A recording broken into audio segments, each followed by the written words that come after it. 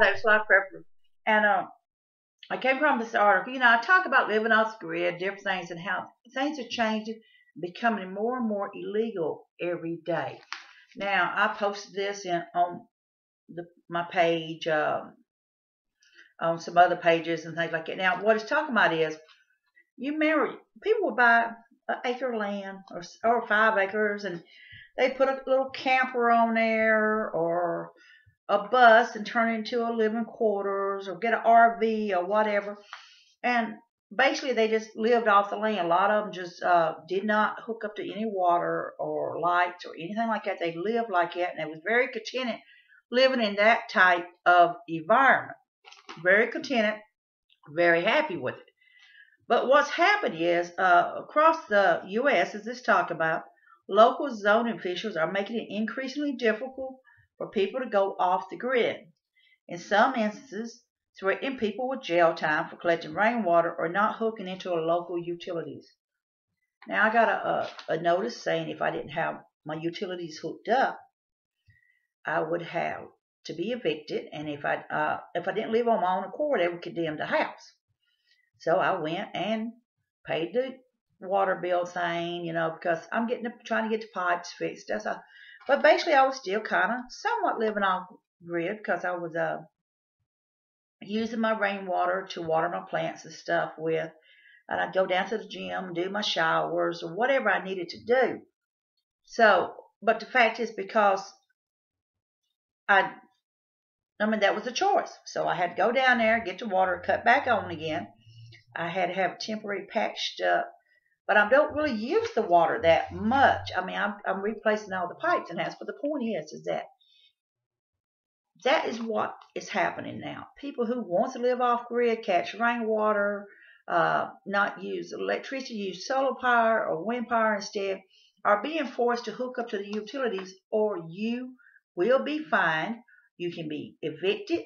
You can have your property condemned and taken away from you on that. So it says, as zoning laws have increased target the off-grid lifestyle, many have moved to the southwestern U.S. as escape from overzealous zoning officials. But that's just it. It's catching up to them now. It says in Costa County, Colorado, I think I pronounced it right, Costilla, there has been a major influx of off-grid residents to the St. Louis Valley. The combination of lax zoning reputation, cheap property, and already thriving community of self-reliant off-grid homesteaders has led to many new residents. Okay. As you get more in, like a lot of the areas, remember I told you the woman got in trouble for living off-grid down in Florida. She had a nice home. They was going to condemn it. And then they backed off because of all the news deal. But she's not the first one that's happened. This has happened to other people as well.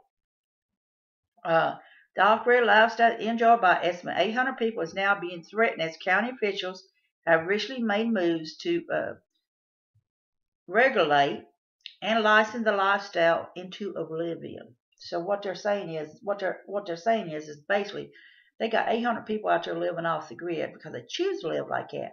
They're telling them that, that's 800 people we could be getting money out of.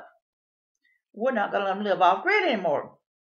I says tension boiled over during a county commissioner meeting in St. Louis, Colorado, devolved into a shouting match between homesteaders and police. One of the major points of the contention is the county attempt to ban camping on your own property in an effort to force the off-grid homesteaders back onto the grid. So that's what you're seeing more and more on. That's just what it's going to be. We are residents who have come to live off the grid. It's all our land. These are harsher economic times. We have nowhere to go. 20-year resident Paul Skinner said. Like I said, a lot of people, they are on fixed income. They are very limited. A small camper, they can buy a small camper for $2,000 or $3,000 or whatever, and live in it and set up their solar engine and survive on their budget. And a lot of them just don't like people. Bottom line. We've been regulated out of life. Homesteader Robin Rutan told Colorado public radio. I came here because I couldn't live by the codes in other areas. And that's the bottom line. We want to be left alone. People want to live off grid. They want to be left alone.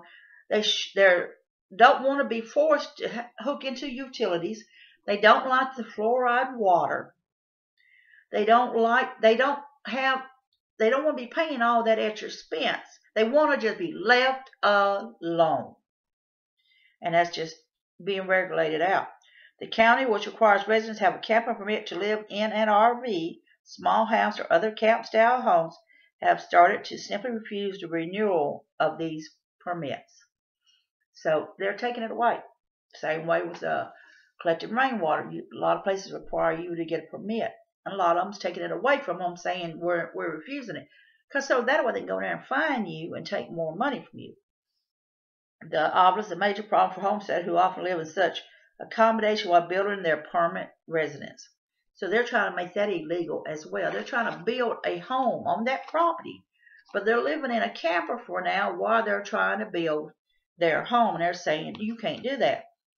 They start enforcing the changes before they were actually made. One of the residents says. And then Everhart said she performed due diligence prior to buying her land. One of the most important aspects of the plan being a 90-day camp permit. Without a 90-day camp permit, camping on resident plots is only allowed for 14 days every 3 months. So basically what she has to do is she can stay on her property for 2 weeks. Then she's got to move that camper and go to some other campground, whatever, pay their fee, stay there for 2 weeks, and move again is what she's going to end up having to do. It says, in spite of her best efforts, Everhart is now an outlaw because of that situation. County Land Use Administrator disputes the claims that the county is trying to regulate people's lifestyle assistance. He says that his office has denied camping permits under existing codes and claims that too many new residents were happily renewing permits to be meant to be temporarily. Well, it's a shame. It's your own land and you can't even do it. Ain't that a shame? We're not trying to drive people off their property, he says.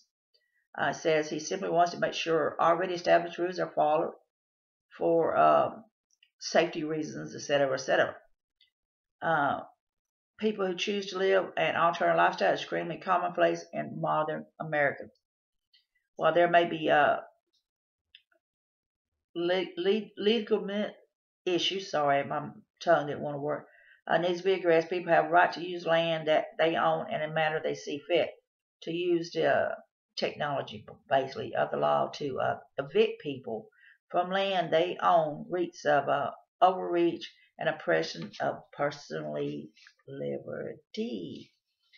And the sad thing about it, that's what's happening more and more. There is some of them has chose to start living out of their backpack. There's some that just basically lives on a motorcycle and they camp everything. They put everything, their tents and things like that. More and more, it's getting harder and harder. You're not allowed to live in your RVs. If you want to travel for 6 months, it's considered living in your RVs. So, I think it's a shame, but it is happening more and more every day. It's getting harder and harder every day. People are driven more and more out towards the western areas, the desert areas, and things like that, where the remoteness of them requires them to have generators and to haul the water in and things like that. So they're still having to buy the water and things like that. So it's harder for those areas to be regulated because they are in desert areas or extreme mountain areas where the next town might be 50 miles away or something other. But when it comes down to it, it's all about them making money. It's all about them forcing them into putting trailers on the property or houses on the property, forcing them to hook up to the water systems, forcing them to have lights, forcing them to do things that they can't really afford to do or want to do. So they're forcing them out, basically, is what is happening. Saying they're not, But basically, that's what it is. They're forcing them out. And a lot of these people have lived for years on their property with little small houses, RVs and buses and campers and things like that. And now they're telling them that they can't do it anymore because they're not getting enough money out of it. So they got to get money somewhere. So they're forcing more and more of them to go into other areas and going to force some of them to have to sell their land and leave. Many of them will want to end up living out of their backpacks. Was what some of them's going to happen, and that's sad. So, this live prepper here, this is camping on your own land is now illegal. Government waging war on off-grid living. It's a shame, but it's happening. So this live prepper here, I want you to be safe, be happy. Bless you all.